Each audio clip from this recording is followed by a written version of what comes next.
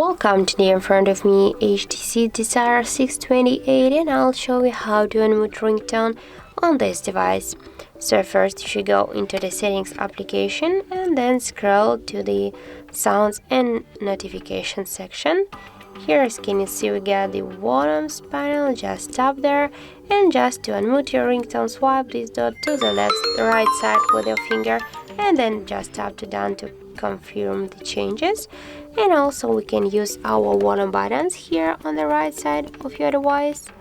Just press your up volume button, sorry, to unmute. Now just press your up volume button, and by this way you can unmute your ringtone. And also we can do it by the second way. Just press on one from the volume buttons and swipe with your finger this white dot to the right side.